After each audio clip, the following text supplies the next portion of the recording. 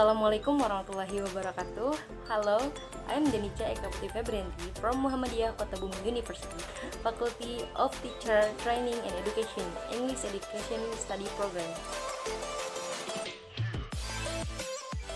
Yang pertama, wawasan kebangsaan bela negara. Bela negara atau kesadaran bela negara merupakan suatu hak sekaligus kewajiban yang dilindungi oleh undang-undang sebagaimana tercantum dalam Undang-Undang Dasar 1945 Pasal 27 ayat 3. Setiap warga negara berhak dan wajib atas upaya bela negara, dan Pasal 27 ayat 3. Tiap-tiap warga negara berhak dan wajib atau upaya pertahanan dan keamanan.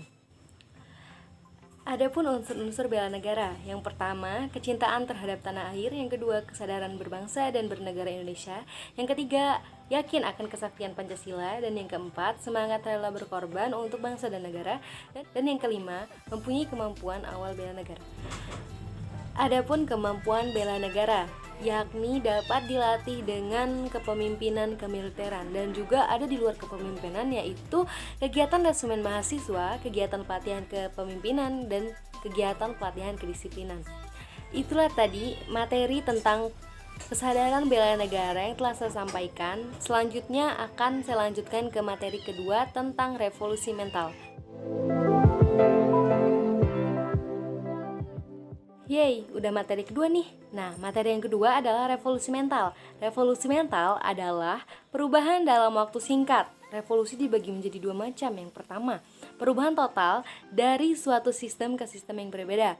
Yang kedua adalah modifikasi sistem sudah ada. Berarti sudah ada dong ya. Sedangkan mentalitas adalah sebuah cara berpikir atau konsep pemikiran manusia untuk dapat belajar dan merespon suatu hal. Nah, itu dia materi yang kedua, yaitu revolusi mental. Sekian yang dapat saya sampaikan di materi kedua. Selanjutnya akan disampaikan ke materi. Nah, materi yang ketiga adalah Al-Islam dan Kemuhammadiyahan. Islam merupakan agama yang diturunkan oleh Allah Subhanahu wa taala sejak Nabi Adam hingga Nabi Muhammad SAW. Dan adapun bentuk Muhammadiyah di Islam terdiri dari 4 komponen ajaran. Yang pertama adalah komponen akidah, yang kedua adalah komponen akhlak, yang ketiga adalah komponen ibadah, dan yang keempat adalah komponen muamalah. Nah, yang pertama adalah komponen akidah. Apa itu komponen akidah? Komponen akidah adalah ajaran Islam, syariat Islam yang isinya menjelaskan tentang hal-hal yang harus diyakini kebenarannya oleh kita dan dalam akidah sering dikelompokkan menjadi rukun iman. Yang kedua adalah komponen akhlak. Komponen akhlak adalah sikap dan perilaku yang harus ada dalam setiap umat muslim yang diajarkan oleh Allah kepada sesama manusia dan alam sekitarnya.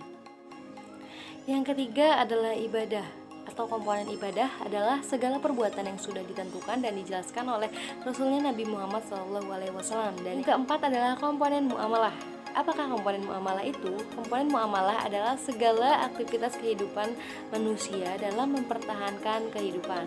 Sekian materi ketiga dari saya tentang Al-Islam dan Kemuhammadiyahan, dan kita akan lanjut ke materi keempat.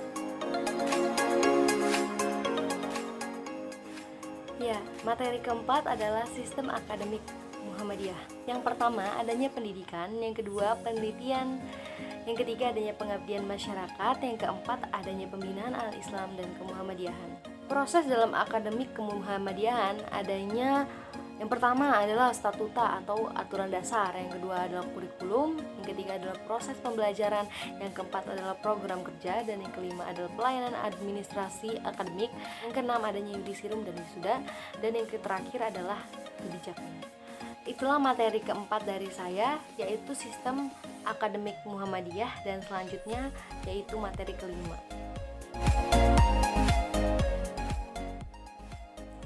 Materi kelima adalah keuangan. Keuangan membahas tentang keuangan adalah bayaran kewajiban uang kuliah tepat waktu.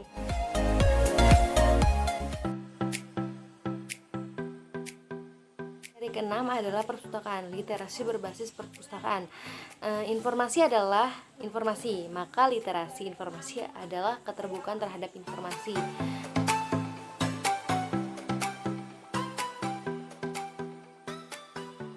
Materi ketujuh membahas tentang perpajakan.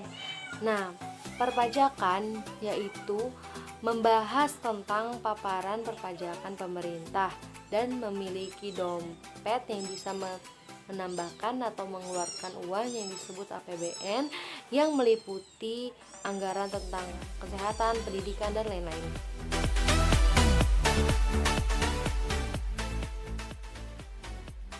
Oke, selanjutnya saya akan membahas materi Mastama hari kedua, yaitu materi ke-8, yaitu IMM atau Ikatan Mahasiswa Muhammadiyah. IMM adalah organisasi gerakan mahasiswa Islam sekaligus organisasi otonom Muhammadiyah yang bergerak di bidang keagamaan, kemahasiswaan, dan kemasyarakatan. Ikatan Mahasiswa Muhammadiyah atau IMM adalah sebagai eksponen mahasiswa dalam Muhammadiyah atau sebagai stabilisator dan dinamisator.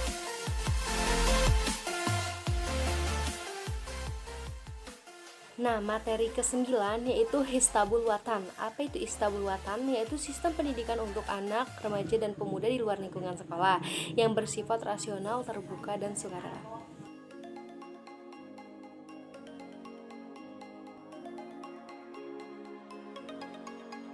Dan selanjutnya ada pun beberapa organisasi dalam Universitas Muhammadiyah Kota Umum, yaitu yang pertama ada LDK, yaitu salah satu unit kegiatan mahasiswa atau UKM yang bergerak di bidang dakwah Islam dan bersifat internal atau di dalam kampus. Selanjutnya ada Mapas Asik. Apa itu Mapas Asik? Yaitu mahasiswa pencinta seni dan musik, yaitu unit kegiatan mahasiswa yang bergerak di bidang musik dan paduan suara. Tujuan untuk meningkatkan bakat, mengembangkan potensi di bidang vokal, paduan suara, dan seni musik, serta meningkatkan tingkat ketertarikan.